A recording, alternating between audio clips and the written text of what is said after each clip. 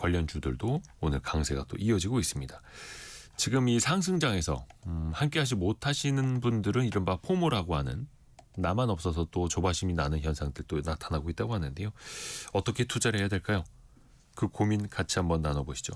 개미스쿨 시간입니다. 오늘은 증시 각도기 매트릭스 파트너스 매트릭스 투자자문의 곽상준 대표와 함께합니다. 안녕하세요. 네, 안녕하세요. 반갑습니다. 요즘 주변에 네, 지금이라도 투자해도 되나요? 네. 지금이라도 삼성전자 살까요? 이런 분들이 많이 오지 않습니까? 개인적인 경험을 바탕으로 말씀을 드리면 네. 이게 정말 심했던 때가 코로나 때였습니다. 코로나 때 1,400 가다가 갑자기 3,000포인트 갔을 때 네. 정말 많은 분들이 오셨었거든요. 네. 그때 그래서 너무 바빠가지고 그 고객분들이 오시는 게 힘들더라고요. 너무 많이 찾아와서. 너무 많이 찾아와서 상담을 너무 많이 해야 되고 해서 네. 지금은 그렇지는 않습니다. 아, 그 정도는 아니에요? 네. 아니면 또 그 일선 현장에 계시니까 네. 고객분들도 이제 많이 자문을 해주시고 하실 텐데 네.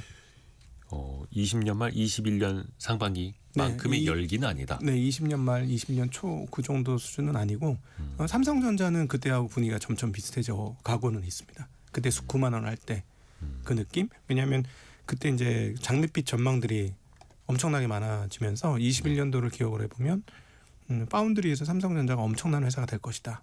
기대감. 네, 기대감으로 9만 원을 돌파했었거든요. 네. 근데 지금은 그거보다는 훨씬 더 현실적입니다만 삼성전자 이익 폭증이 어마무시할 것이다. 그러면서 다른 것도 잘 될 것이다. 라는 서사가 막 만들어지기 시작해서 9만 원대까지는 아니고 그거보다 이제 열기가 조금 덜하긴 한데 삼성전자의 열기가 모여지고 있는 그런 상황이다라고 볼 수 있겠습니다. 반도체 또 삼성전자 이야기는 뒷부분에 또 한번 여쭤볼게요. 일단 2026년 증권사들이 뭐 증시제 전망치 다 내놓긴 했습니다만 부랴부랴 또 상향 수정을 또 하는 네. 곳들도 벌써 나타나고 있어요. 그러니까 5,000P라고 했던 사실 왜 이재명 대통령 취임하면서 코스피 5,000 시대에 열겠다고 했을 때 너무 높게 잡은 거 아닌가 싶었는데 네. 지금 4,600선입니다. 네. 이 10%도 안 남은 거 아닙니까? 예, 지난번에 그 나오셔서 했던 얘기가 저는 맞는 얘기라고 생각하는데 정상화라는 표현을 썼거든요. 예, 그때 4,300포인트 막 이랬을 때. 네. 근데 저는 그 얘기가 맞다고 생각하고 5,000포인트까지도 정상화라고 보는 게 맞을 것 같습니다. 5,000포인트가 예, 근데 왜 이렇게 급하게 과열이 아니라 정상화. 예, 왜 이렇게 급하게 올랐냐면 그 반도체들의 이익 증가폭이 좀 과거에 경험하지 못한 수준으로 올라왔기 때문에 그런 건데 한국의 주요 기업들의 지금 2026년도 EPS 총합 규모가 실제 주당 순이익이 네 350 그러니까 주당 순이익이 아니고 그냥 총액 수익이 네. 350조가 충분히 넘을 걸로 예상이 돼요. 근데 지금 뭐 3,500억이 넘는 수준이니까 시가총액이. 그러니까 예전에 그러니까 이제 거의 뭐 코스피 200내이긴 하겠습니다만 실적 추정이 가능한 애널리스트들이 추정치를 쓰는 코스피 종목 내에서 대부분 200조 원대 중반. 네. 많이 나면 200조 원대 후반이었는데 네네. 이제 얼마요? 이제 그건 350조 넘을 것 같아요. 와. 왜 그러냐면 두 기업이 계속 올라가고 있어요. 계속적으로 상향되고 있어요. 그 두 기업이란 역시 네. 반도체 두 기업이죠. 삼성전자 와이닉스. 하이닉스고 그리고 아마 이게 제일 많이 피크를 칠 때가 아마 3, 4월 달. 그러니까 애널리스트들이 4, 4분기 실적 다 마무리 짓고 나서 1분기 실적 나올 때 즈음에 내보낼 전망치. 거기서 사상 최고치를 만들어낼 것 같습니다. 어닝 이 기대감이 최고를 찍지 않을까? 그러니까 애널리스트들은 뭐 이제 분기별로는 당연하고 본인들이 보고서를 발간을 할 때 숫자를 한 번씩 또 이렇게 조정을 네. 하기도 하는데 전망치를 네. 요즘에 삼성전자 영업이익 전망치 100조 원은 겸손한 축에 들어가더라고요. 그렇죠.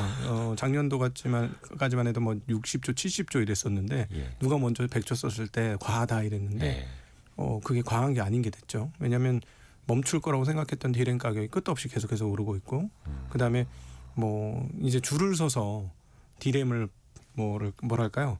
받기를 소망하는 배급받는 것처럼 지금 이런 분위기가 나오고 있어가지고 현재 상황이면 뭐 100조가 아니고 120, 30조 뭐 이렇게까지 얘기가 나오고 있고 하이닉스도 80조 이상까지 얘기가 나오고 있어서 두 기업만 합쳐도 200조 원 수준의 영업이익이 예상됩니다. 그러니까 다른 기업들까지 합치면 350조는 뭐 현재 분위기면 할 수 있는 분위기고 그렇게 치면 현재 주가가 비싸냐? 그렇진 않는 거죠. 그러니까 중요한 거는 과거 혹은 어느 때처럼 기대감만으로 가는 게 아니라 네. 실제로 실적이 좋아져서 가는 거다 보니까 예. 5천을 가더라도 뭐 거품은 아니고 음. 정상화의 과정이라고 보신다는 거죠. 삼성전자 이야기 나왔으니까 조금 더 들어가 볼게요. 구조적으로 달라진 겁니까? 반도체 시장 자체가? 아닙니다. 그렇게 보시면 안 되죠. 구조적으로 바뀐 게 있긴 하죠. 왜냐하면 없었던 게 하나 생겼으니까 AI 서버 시장이 HBM이라는 거. 네네 들어와서 소위 말하는 AI 시장이 새로 개설됐기 때문에 그거는 분명히 맞습니다만 그 소위 말하는 비트 그로스라는 측면에서 보면 문둥부식의 비트 그로스 즉 그 반도체 수요가 폭발적으로 증가했느냐 이 부분은 굉장히 의문이에요. 그래서 지금의 가격 상승은 수요의 폭증이라기보다는 공급의 부족에 더 가깝습니다. 그러니까 HBM은 AI 데이터 센터 수요가 폭증했으나 네. 일반 우리가 범용으로 쓰던 D램 가격이 뭐 1년 사이 뭐 한 7, 8배 최소 올랐잖아요. 네네. 근데 그거는 수요가 늘어난 게 아니라 우리가 네. 뭐 PC, 스마트폰 자주 바꿔서가 아니라 공급이 줄었기 때문이다. 네. 그죠? 말씀하신 것처럼 HBM은 D램을 가지고 만드는 거니까 HBM 비중이 좀 커지다 보니까 네. D램이 거기에 들어가죠. 그러니까 기존보다 D램 양이 좀 줄어든 거예요. 예. 그러니까 당연히 상황이 어떻게 되냐면 HBM은 HBM대로 쓰고 있고 D램도 예전 수요로 돌아간 겁니다. 이제 예전 수요로 돌아갔는데 뚜껑을 열고 보니까 예전만큼 D램은 공급이 안 되고 있는 거죠. 그래서 가격이 폭등을 한 건데 문제는 뭐냐면 옛날 같았으면 이 정도 폭등을 하게 되면은 메이커들이 제품을 더 늘리거든요. 근데 지금도 여전히 이렇게 가격이 몇 배가 올랐음에도 불구하고 공급을 늘린다는 소식이 별로 없습니다.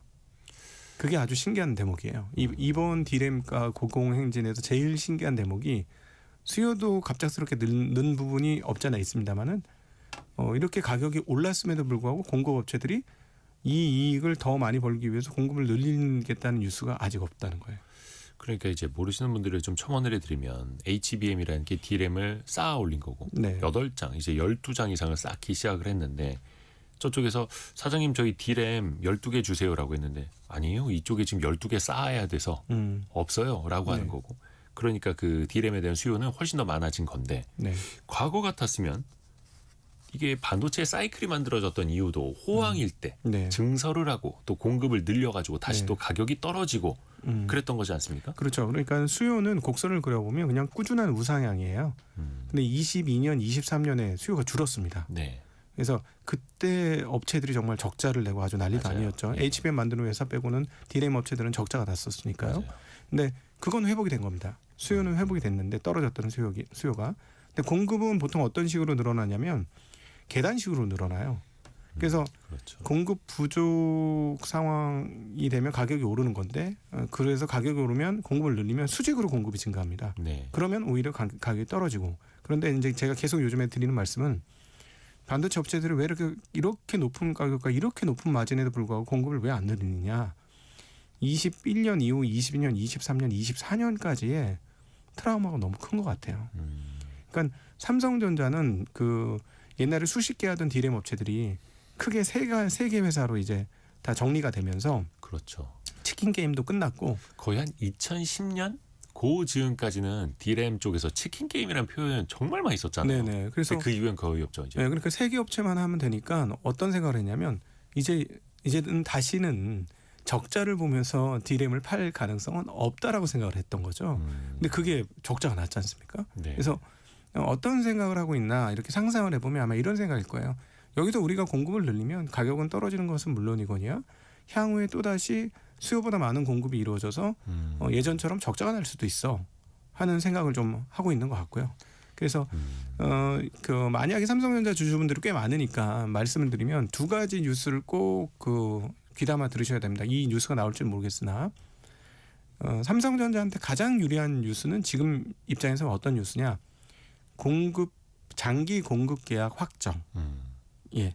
그런데 이 규모가 굉장히 크고 네. 그다음에 조건이 매우 좋은 즉 취소나 이런 것들을 할 수 없는 정도의 조건이 되면 그거는 굉장히 좋은 뉴스입니다. 왜냐하면 공급을 찍어놓고 수요를 찍어놓고 공급을 늘릴 수가 있거든요. 그러니까 그 장기 공급 계약이라는 게 기존에는 뭐 3개월, 6개월이었다면 그게 네. 아니라 이제는 조선 선박처럼 네, 1년치, 2년치, 3년치 이런 계약이요. 그렇죠. 수주를 받아놓고 그게 이제 TSMC가 하는 방식이거든요. 네. 예. 근데 과연 그럴 수 있을까? 이 일종의 우리가 이제 그 메모리 칩을 뭐라고 부르냐면 커머더티 칩이라고도 불러요. 그러니까 범용으로 상품처럼. 네, 원자재 칩처럼 그러니까 이렇게 용산에서 사든 온라인으로 네. 사든 삼성 걸 사든 하이닉스 걸 사든 내 컴퓨터에 다 똑같이 맞는. 예, 그렇기 때문에 과연 거기까지 갈 수 있을까 하는 좀 의문은 좀 있어요. 그리고 요거 하나가 있고 또 하나는 증설 뉴스. 이거는 악재가 될 가능성도 있습니다. 여기서 증설을 하게 되면 모두가 미래를 생각합니다. 왜냐하면 증설이 되면 얼만큼 물량이 나오면 이제는 가격이 안정되겠네. 그러면 지금 가격이 폭주하는 것 중에 하나 요인이 뭐냐면 가수요가 있거든요. 네.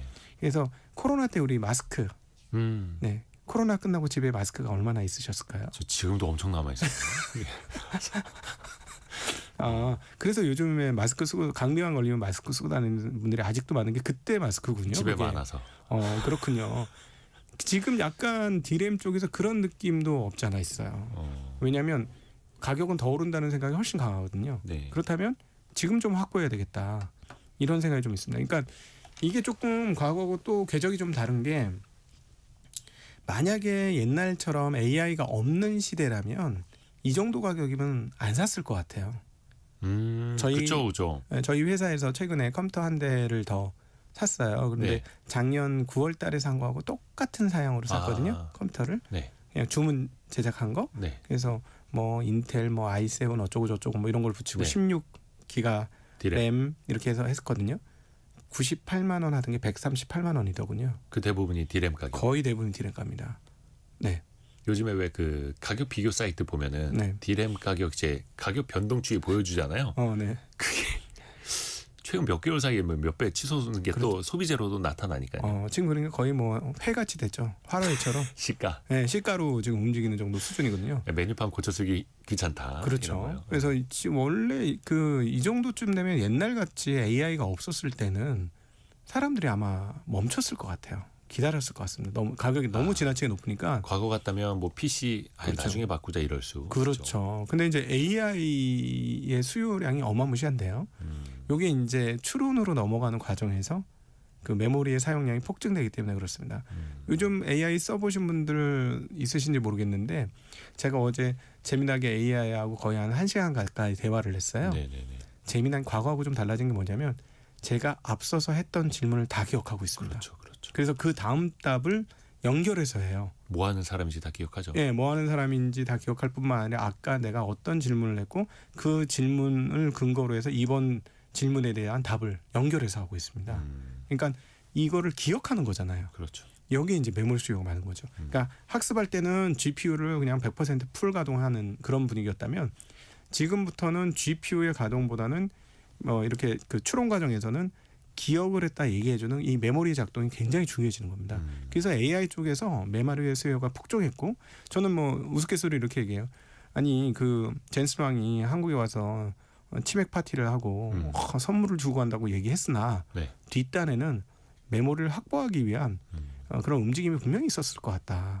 왜냐하면 자기네들은 그 해보면 메모리 수요가 어떻게 증가하는지 이미 다 알았을 거 아닙니까? 그렇죠. 그러니까 공급은 딱 업계에 있으면 다 뻔히 알 거고 근데 자기네 수요가 이 정도 늘어난다. 이걸 알면 메모리 확보 못하면 자기네들 GPU 세트가 제대로 안 되니까 아마 그것도 분명히 있었고 우리나라한테 25만 장의 GPU를 주겠다고 한 것도 메모리 확보와 약간 이렇게 서로 간에 맞바꾸는 그런 부분도 없지 않아 있지 않았을까 하는 그런 생각이 들 정도예요. GPU 줄게 HBM 다오. 네, 그렇죠. 그러니까 충분한 메모리를 우리한테 공급해다오. 뭐 이런 분위기가 분명히 있는 것 같고 그래서 이제 일단 지금은 너무 좋은데 제가 이제 여기 와서 심리 많이 말씀드렸잖아요. 예, 투자 심리. 제가 예전에 여기 왔을 때 한 바닥에서 2배 정도 4,400, 500포인트가 넘어가면 이제 막 포모가 시작될 거다. 근데 저는 조금 더 늘렸어요. 왜냐하면 미국 시장이 너무 좋아서 본격적인 포모가 조금 더 늦게 있다 볼 것 같아요. 그래서 이제 서학개미들이 네네. 나도 미국에서 잘 벌고 있는데 뭐 그렇죠. 이런 반응들이 있으니까. 그렇죠. 그러니까 오히려 제가 보기에는 한 5천 넘어야 본격적인 포모가 올 것 같은데 지금부터 시작은 된 것 같아요. 분위기가 조금 달라졌어요.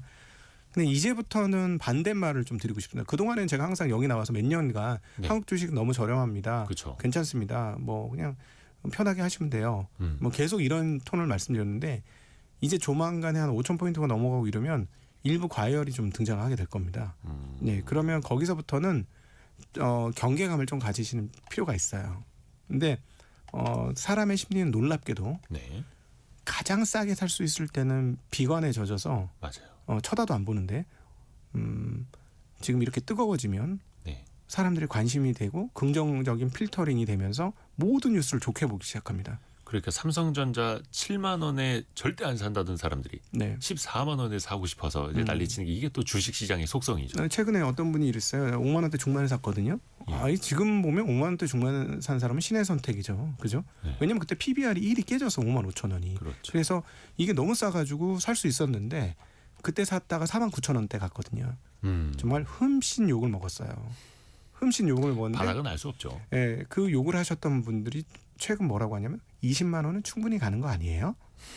라고 발언이 바뀌었어요. 예, 저가 실제로 들었던 말이 뭐냐면 네. 9만 원 근처에서 어떤 얘기를 들었냐면 삼성전자 왜 안 팔어? 라고 얘기 들었거든요. 근데 최근에 제가 조금 오른 만큼만 조금 팔았어요. 네. 한 12만 원 내외 그 수준에서 네. 오른 만큼 하루에 막 7%가 오르길래 조금 팔 수도 있잖아요. 왜냐하면 네네네. 총액은 안 줄어드니까. 좀 팔았더니 연락이 왔어요. 네. 왜 팔아? 동일한 분이에요. 예. 그때 다른 겁니까? 아니 그 삼성전자에 대한 태도가 바뀐 거예요. 8만 원대는 지지부진하니까 제가 이거는 지금도 뭐 그렇게 비싸지 않고 분위기가 점점 뜨겁게 달궈지고 있으니까 뭐 천천히 모으시면 됩니다. 이렇게 얘기해도 네네네. 왜 안 팔아? 수익이 났을 때 팔아야지 이런 분위기였다가 지금은 이 정도 수익이면 일부는 수익 실현하는 것도 나쁘진 않은 것 같아요라고 얘기하면 왜 팔아? 라고 바뀌었어요. 이게 항상 전고점이나 본인의 매수 단가까지 이제 물려있다 다시 올라오면은 네. 그 앵커링 이펙트 때문에 네. 단내림이 효과 때문에 그 가격이 각인돼서 이때쯤은 좀 팔고 싶은 게 있고 본전 찾으면 찾고 싶죠. 또 네. 신고가 최고가 갈 때는 왜 뜨거운 손에 오류라고 하지 않습니까? 네. 계속 오를 것 같은 뭐 심리 이거 사실 인간에게 동일하게 나타나는 심리예요. 그렇죠. 그러니까는 지금 이제 850조 그다음에 이제 저 우선주까지 900조가 됐어요. 그렇죠. 이제 삼성전자가. 삼성전자가 우선주까지 합치면 이제 시가총액 1,000조가 얼마 안 남았어요. 하이닉스하고 두 종목 합치면은 거의 이제 40% 육박합니다. 시가총액에. 전체 증시 상장된 종목들에. 이런 적이 없어요. 생전 처음이에요. 그런데 물론 이익도 이런 적이 없어요. 그렇죠. 그러니까 이 이익은 26년은 확정입니다. 26년도 주가 좋은 거는 뭐 충분히 가능하다라고 보는데 주가는 보통 6개월 이상 선행하지 않습니까? 특별히 반도체 주식은 뭐 거의 1년 선행해요. 네네. 우리가 21년도 1월 달에 반도체 고점을 봤지만 실적 피크는 22년도에 나왔어요. 그러니까 지금 반도체 산업 이 사이클의 피크 네. 1년 전에 최소한 6개월 전에는 우리가 그걸 또 간파해야 된다라는 투자자들의 숙제죠. 네. 그런데 27년 상반기도 나쁘진 않을 것 같아요. 그러니까 지금 당연히 좋은데 만약에 28년도를 보장할 수 없다면 상황은 달라집니다. 근데 지금 많은 분들이 그 26년도에 좋을 거야 해서 이제 좋다고 생각하실 거거든요. 근데 저희 같은 이제 전문 투자자들은 무슨 생각을 하냐면 그럼 28년도도 좋아? 장담할 수 있어? 그렇죠. 예, 이런 질문을 계속해서 하게 돼요. 그래서 전 무슨 말씀을 드리고 싶냐면 삼성전자 너무 잘했고 너무 좋고 운도 좋습니다. 뭐 여러모로 지금 현재 상황은 더할 나위 없이 좋습니다. 그러나 긍정론은 5만 원대, 6만 원대, 7만 원대는 삼성전자는 이 가격은 해도 너무했다. 삼성전자 망하는 기업 아니니까 사도 된다라는 용기를 낼 때는 그런 용기와 긍정론이 아주 좋아요. 근데 지금 그때부터 2배 또는 3배씩 주가가 올라 있잖아요. 네. 너무 상황은 좋습니다만 무작정 최고야라고 얘기하기에는 조금 경계심을 가지셔야 된다라는 말씀드리고 싶어요. 근데 이게 지금 이렇게 얘기하면 아마 제가 댓글로 엄청난 욕이 오늘 KBS 댓글에 장식이 될 텐데 무슨 왜냐하면 말씀하시려고 괜히 또 걱정되게. 아니 이게 왜냐하면은 보유를 하면은 사랑하게 되거든. 그렇죠. 사랑에 네. 빠지죠. 예, 사랑에 빠집니다. 네. 근데 내가 사랑하는 일을 네가 뭔데 이렇게 되는 거거든요. 예, 그렇게 돼요. 그래서 그런 반응이 크게 나오면 나올수록 경계감은 좀 가지시라. 제가 이제부터는 좀 좋아요. 너무 좋고 저도 어디까지 갈지는 정확히 모르겠어요. 현재 추세면은 뭐 120조가 나온다? 그러면은 1200조 갈 수도 있는 거죠. 예, 충분히 지금부터 50%더 올라갈 수도 있습니다. 근데 네. 그건 열어놓는데 그 숫자의 근거에서까지만 열어놓으시고 너무 많은 꿈을 꾸지 않으셨으면 좋겠어요. 21년도에도 파운드리가 무조건 잘 될 거라는 꿈을 꿨거든요. 예, 좋긴 좋습니다. 그때보다는 상황이 훨씬 좋아요. 지금 파운드리도 그때보다 상황이 더 좋아요. 제가 보기에는. 왜냐하면 TSMC가 갈 데가 그 라인이 없어요. 그러니까 도저히 꽉차 안 있어서. 되겠으니까, 예, 도저히 안 되겠으니까 일론 머스크가 삼성전자하고 손을 잡은 거라고 보시면 돼요. 그리고 이게 잘 나올 가능성도 있어요. 지금 참여했던 엔지니어한테 들었던 깜짝 놀랄 만한 소식은 줌 회의에 일론 머스크가 직접 들어온답니다. 관심 엄청 보이죠. 예, 그래서 직접 물어보고 끝도 없이 물어본답니다. 궁금한 점은. 그러면 네. 또 이제 삼성 입장에서는 더 잘할 수밖에 없고 더 잘해야 하고. 그렇죠. 그러니까 이제 이쪽 이 파운드리 업도 올해 이번 분기에 1조 7천억 적자가 났습니다만 내년도는 상당히 긍정적으로 보이거든요. 그래서 21년도 상황보다는 모든 게 다 좋아요. 완전히 좋거든요. 근데 그럼에도 불구하고 우리가 좋을 때 항상 좋게 생각하지 않아야 되는 게 주식시장에 참여하는 투자자의 어떤 태도다라는 말씀을 드리고 싶어요. 또 그런 것도 나올 수 있습니다. 그 실적 증가세의 기울기가 너무 완만해지면 지금 이제 가파르게 오르니까 주가도 가파르게 올랐는데 실적 증가세가 완만해지면 또 주가도 또 완만해질 네. 가능성. 해서 보면은 삼성전자 영업이익이 2025년에 40조 원이었는데 26년 전망치가 한 120조 원 가까이 네. 나오고 있고 27년도도 한 120조 원 언저리에 있는데 네. 물론 최근에는 뭐 180조 원까지 본 애널리스트 리포트도 나오긴 했습니다만 과연 27년도, 28년도에도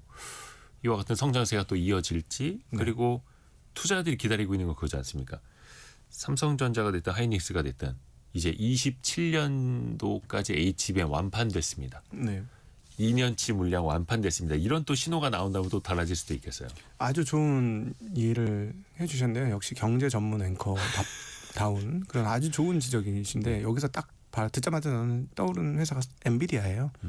엔비디아 이번 분기 실적 어마무시 좋았거든요. 네. 그런데 주가는 이제 약간 제자리 맴맴 이런 분위기가 있습니다. 180달러대에서. 네, 180, 200에서 예.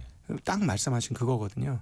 그러니까 이게 증가는 꾸준히 되고 있으나 이게 증가율이 예전보다는 조금 눕고 있다. 예를 들어 분기에 막 50% 증가하던 게 이제 뭐 30%를 넘어 이제 10%대.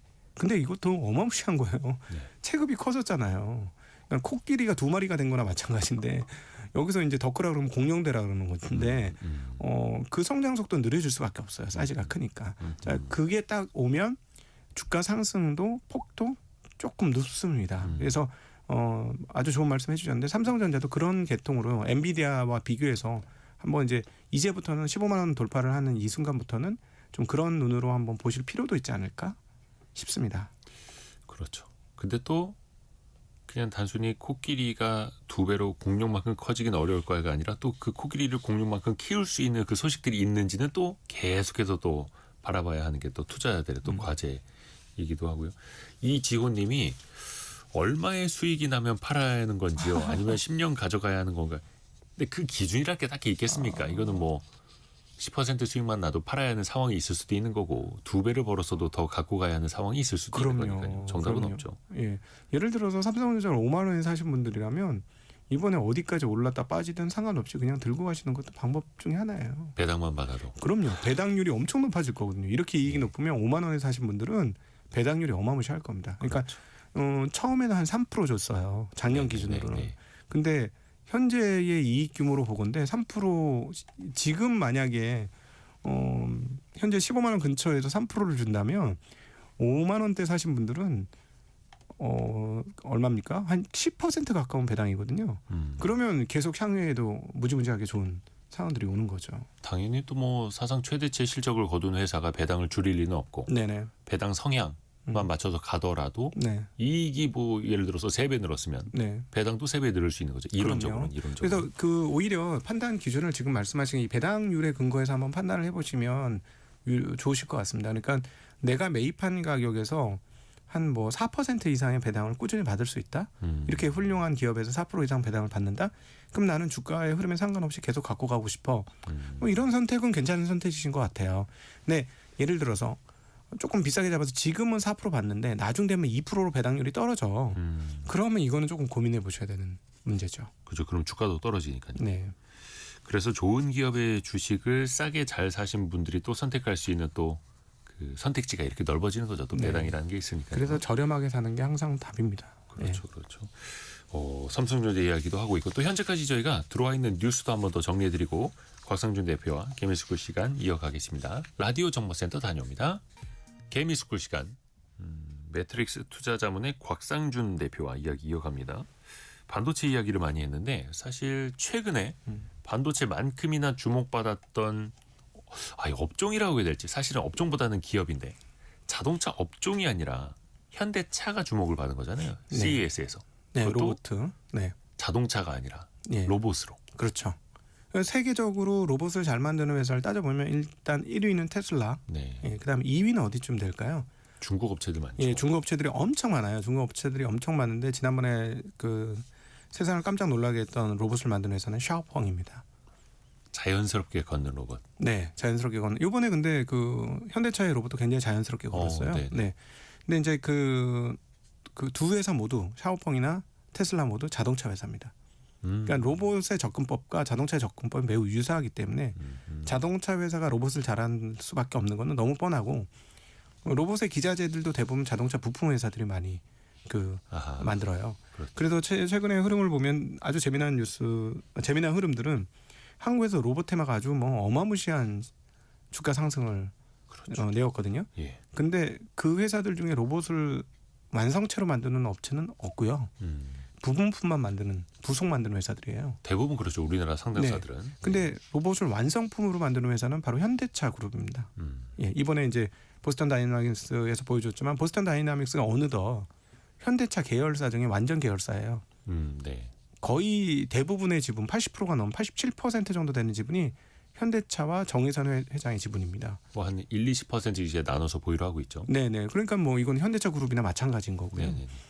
근데 왜 도대체 현대차 그룹은 최근에 그 로봇 보여줄 때까지 로봇 흐름에 편성을 못했느냐?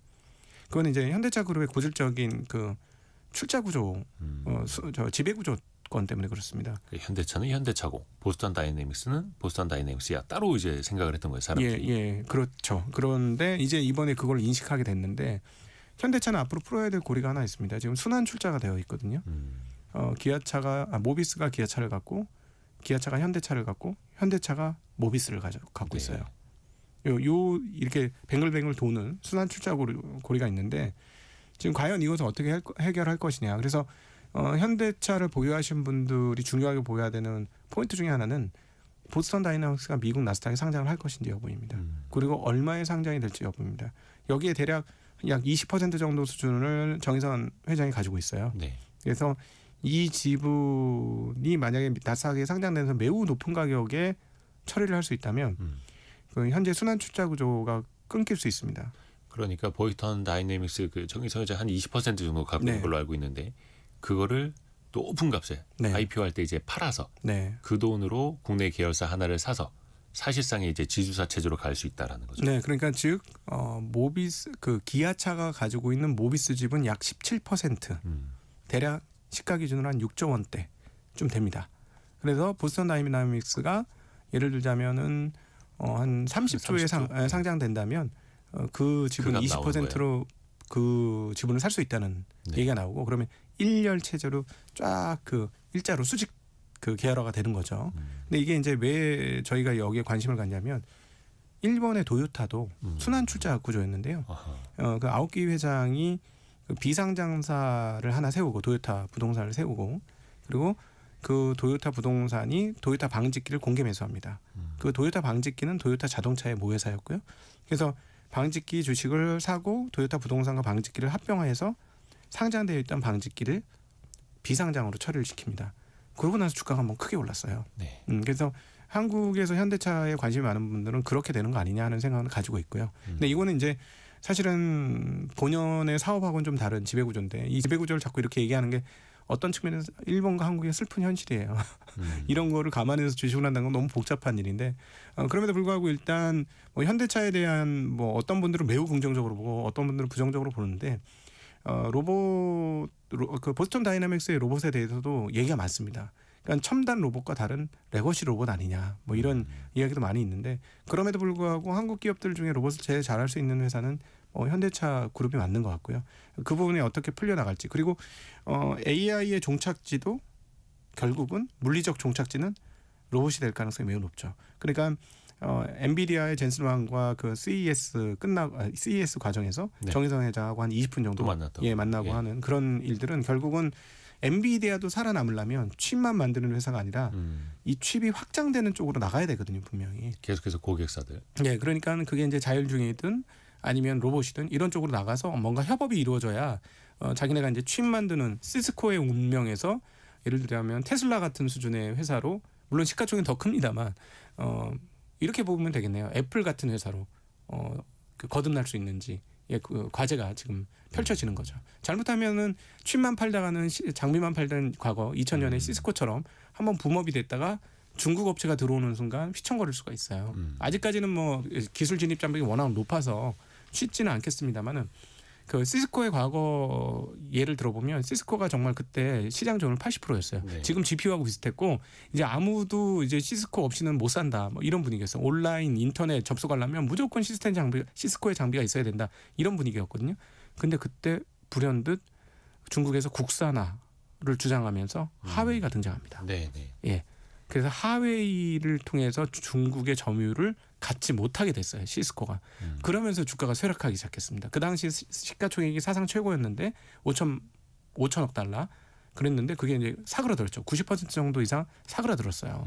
그러니까 엔비디아는 이걸 잘 알고 있어서 자기네도 이런 길을 걷지 않기 위해서는 분명히 다음 단계로 접어들어야 할 것이고 그런 측면에서 이번에 현대차한테 GPU 5만 장 준 거는 되게 의미 있는 사건이다. 왜냐하면 엔비디아가 손잡을 수 있는 가장 유력한 회사 중에 하나로 현대차가 꼽힌 거 아니냐라고 추론하는 거는 바로 그렇게 잘못된 추론은 아닌 것 같습니다. 그러니까 로봇을 학습시키고 추론하는 그 피지컬 AI 그뿐만 아니라 또 피지컬 AI에서 훨씬 더 또 같이 클 수 있는 거는 자율주행 시장이니까 네. 또 현대차도 입장에서 보면은 자율주행이 많이 또 약했는데 엔비디아의 힘을 또 같이 빌릴 수 있다라면 또 빠르게 또 테슬라 따라잡을 수 있겠다 이런 또 계산도 깔려 있을 테고요. 네. 그러면서 또 시장에서의 평가도 달라졌던 거죠. 네.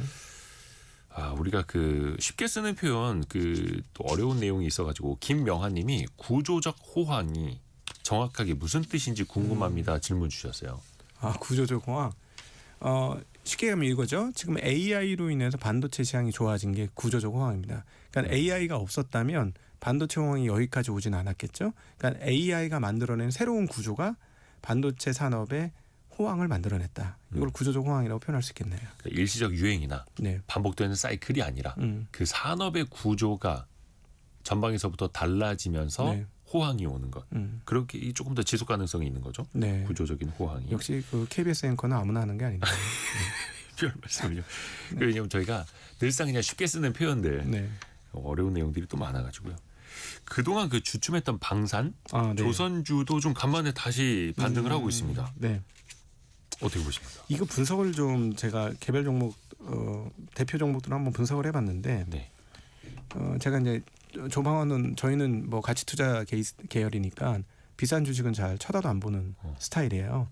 근데 이익 증가 폭이 정말 좀 눈부시더라고요. 예. 특별히 방산 같은 경우는 연에 걸쳐서 이익 증가가 무슨 막 2배씩 나고 그래요. 2배 이상도 나고. 그러니까 현재 가격이 싸지는 않습니다. 네. 싸지는 않는데 이 추세로 이익이 증가한다면 옛날 엔비디아 보는 듯한 느낌? 뭐 이런 정도의 매출 증가가 있습니다. 실적 증가 예, 폭이요. 매출과 이익 증가가 그렇게 큰데 그러면 대략 그 대표주들을 보니까 이익 대비 지금 한 30배가 좀 안 되는데 한 올해 그 작년도 기준으로 보면 주가 수익 비율. 네네. 그러면 만약에 작년도 수준으로 이익이 증가한다면 괜찮을 수 있겠네 하는 생각은 뭐 충분히 할 수 있을 것 같고요. 이게 지금 구조적 호황입니다. 그러니까 미국과 중국이 서로 갈라섰고 그다음 미국은 더 이상 자기네 아메리카 대륙에는 신경 안 쓰겠다고 하면서 유럽은 너희들이 알아서 해 했는데 유럽은 지금 방산 장비가 하나도 없는데 러시아가 바로 턱밑까지 진입을 해 있지 않습니까? 그렇죠. 그러니까 빨리 뭔가를 만들어야 되는데 아주 훌륭한 방산 장비들이 많이 있어요. 문제가 뭐가 있냐면 공급.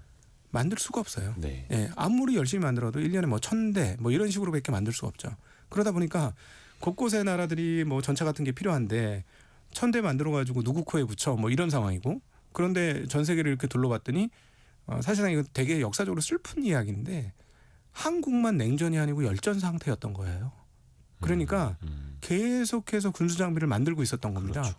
그러니까 우리는 요청하면 언제까지 필요하세요?라는 얘기를 하는 거죠. 네, 몇 대나 드릴까요? 네. 배송해 드릴게요. 네, 그러니까 그쪽에서는 몇 년 더 기다리셔야 돼요. 뭐 이런 질문 답변이 나오는데 우리는 언제까지요? 몇 대가 필요하십니까? 이런 분위기가 되다 보니까 실적이 구조적 호황을 맞이한 거고 조선도 이와 조금 유사한데 조선은 지금 구조적으로 LNG나 이런 쪽으로 이제 그 배가 전환되는 국면에서 성장성을 인정받은 건 있는데 제가 보기에는 조선 좋고 방산 다 좋긴 한데 방산의 이익 증가폭이 조금 더 큰 것 같습니다. 네. 조선주는 제가 이제 과거에 역사적으로 이런 가격을 본 적이 없어가지고 좀 생경하기는 해요. 예, 매출과 이익의 성장이 대단하긴 한데 조선은 뭐가 중요하냐면 단가가 올라가야 돼요. 그렇죠. 예, 지금 단가가 좀 올라가긴 했습니다. 과거에 한 2.1억 달러던 LNG선이 지금 2.7억 달러까지 올라가긴 했거든요. 근데 이게 제가 보기엔 더 올라가야 돼요. 왜냐하면 마진이 너무 박해요. 마진이 여전히 그 정도 올랐어도요. 예, 마진이 한 이제는 10% 막 넘는데 현대중공업 같은 경우만 한 12, 3%이 정도 나오고 다른 회사들은 10% 남짓입니다. 그래서 이 정도 높은 배수의 주가를 받으려면 마진이 조금 더 늘어나야 되는 상황 아닌가 싶습니다. 네. 또 하나가 그 현지 시간으로 이달 12일 그 뭐 하루 정도 남았습니다만 샌프란시스코에서 JP모건 헬스케어 컨퍼런스가 열립니다. 물론 이게 금융사에서 주최하는 바이오 기업들의 비즈니스 미팅의 장이잖아요. 항상 또 1월 되면 그래서 바이오 업종 여기에서 또 큰 뉴스 뭐 M&A가 될 수도 있고 신약 효능에 대한 발표일 수도 있겠고 그래서 특히 이제 바이오가 다시 또 주목받는 시기가 될 수도 있지 않을까요? 네. 그런데 그러기에는 24년, 25년 너무 좋았어요. 특별히 25년이 너무 좋았어요. 바이오 업체들이 네. 소위 말하는 그 ADC 기술을 가지고 있는 즉 약물 전달체 네. 그 기술을 가지고 있는 게 뻥뻥 터져가지고 여러 군데 회사가 터졌거든요. 이 약물을 필요한 곳으로 이제 네. 이송해주는 그 접합체. 네, 그래서 이게 뭐 추가적으로 더 열릴 거라고 봅니다. 뭐 ABL 바이오라든가 아니면 알테오젠이라든가 이런 회사들이 점점 더 많이 반영을 시킬 것 같긴 한데요. 주가가 많이 올라서 25년만큼 좋을 수 있어라고 보면 그건 잘 모르겠어요. 이미 25년도에 주가가 굉장히 많이 올랐기 때문에 그래서 이 부분이 이제 코스닥 시장의 밸류에이션에 의문을 갖게 하는 거죠. 왜냐하면 되는 업체들은 밸류에이션이 미친 듯이 올라 있고 또 근데 그거에 덩달아 안 되는 업체들도 같이 올라 있는 부분들이 있어서 조금 그래서 저는 개인적으로 한국을 좋게 투자하시는 분이 뭐 지수 투자를 하겠다고 한다면 뭐 저는 여전히 뭐 코스닥 관련해서 좋은 정책들이 나올지라도 아직까지는 거래소가 좀 더 좋지 않겠느냐 이런 생각을 가지고 있습니다. 코스닥보다는 코스피 쪽이 네. 조금 더. 네. 또 그 해외 주식 하시는 서학개미들이 12월에는 매수세가 좀 주춤했었습니다. 네. 그런데 이달 들어서는 또 다시 미국 주식 매수세를 또 늘려나가고 있다라는데 이게 왜 정부에서도 해외 주식 팔고 돌아오면은 세제 혜택 주겠다라는 네. 것도 발표를 했으나 어떻게 아직 좀 만족스럽지 못한 걸까요? 그게 이제 탁상 행정이죠. 그게 안타깝게도 미국 시장이 저렇게 수익을 잘 주고 배당도 잘 주고 그다음에 안심하게 해주잖아요. 그게 제일 큰 장점이에요. 안심. 네, 발 뻗고 잘 수 있게 해주는 게 저는 미국 주식의 최대 장점인 것 같아요. 그러니까 왜냐하면 주주보다 주주를 더 걱정해줘. 그리고 대리인들, 소위 말하는 CEO라든가 경영자들의 그 어떤 인센티브 또는 평가가 주가하고도 또 연동이 돼 있어. 그렇죠. 그러니까 주체들이 모두 주가를 신경 쓰고 어떻게 하면 주가를 좋은 가격으로 만들까 이런 걱정을 하고 있는 나라에 투자를 하다 보니 맨날 한국에서는 등치기를 당하고 뒤통수 맞고 이런 일들이 비일비재했었는데 가보니까 참 마음 편하잖아요. 그러니까 당연히 미국 주식에 투자를 많이 하게 되는 것이고 그리고 또 해외 투자를 잘해서 좋은 결과를 얻는 거는 꼭 나쁜 건 아닌 것 같습니다. 근데 문제는 한국에서 뭐 세제 혜택 줄 테니 오세요. 뭐 이렇게 해가지고는 통하지 않고요. 우리 제품이 훨씬 좋아요. 이렇게 해야 옵니다. 그러니까 사실은 세제 혜택을 준다라는 건 세제 혜택을 줘야 돌아오니까 네. 그런 거고 세제 혜택 없이도 알아서 수익이 잘 난다면 그럼요. 대한민국의 경영자들이 주주의 가치를 최우선 해준다라면 돌아올 수 있죠. 그럼요. 그러니까 배당도 많이 준다 그러고 갖고 있으면 배당으로 쏠쏠하고 예를 들어 지금 삼성전자 하이닉스는 개인들 매수가 지금 최근 나타나고 있습니다. 왜 그럴까요? 좋아 보이거든요. 네. 그러니까 좋게 만들어야 돼요. 그래서 제가 여기 와서도 한 두세 번 말씀드렸습니다만 제가 진짜 피를 토하는 심정으로 말씀을 다시 드리면 피까지 더하실 건 없고요. 네. 그 한국 거래소를 예. 개편하는 게 가장 빠릅니다. 예, 1번이 그렇게 했기 때문에 그래요. 1번이 거래소 개편하고 주가가 5배 올랐어요. 예, 2013년 14년에 오사카 도쿄거래소 합병하면서 거래소에게 그 어떤 행정적인 권한을 준 겁니다. 그래서 거래소가 계속해서 기업들한테 PBR 올려라, ROE 올려라 계속해서 요청을 한 거예요. 그러니까 저평가 상태에서만 네. 있게끔 하는 게 아니라 거래소가 공시 잘하게 하고 그냥 네. 거래만 잘 시켜주는 곳이 아니라 그럼요. 주주 가치를 위해서라도 적극적으로 움직이게끔 푸시해주는 역할까지. 그럼요. 우리나라는 거래소가 건두운 역할을 했죠. 손오공의 건두운 역할을 했어요. 분신술하는데 계속해서 도와준 거예요. 어떤 분할 기업은 상장. 예, 저는 어떤 기업은 도대체 이 기업이 몇 개로 쪼개진 거야? 그러다가 또 나중에 시간이 되면 또 합쳐요. 그래서 자연스럽게 그 어떤 그 지배 구조를 넘겨주는 그런 구조를 만들어놨는데 이거 다 알고 있죠. 그렇죠. 국민들이 바보가 아니에요. 한국 국민들 얼마나 똑똑한데. 네. 네. 그래서 어떻게 보면 이제는 분할 상장, 쪼개기 네. 상장을 더 꼼꼼히 매의 눈으로 또 이제 한국거래소 또 보고 있고요. 주주 가치를 또 향상시킬 수 있는 방안은 또 계속해서 우리가 같이 이야기 나누고 고민해 가시죠. 매트릭스 투자자문의 곽상준 대표와 함께했습니다. 고맙습니다. 네, 감사합니다. 감사합니다. 와, 9736님이 청취율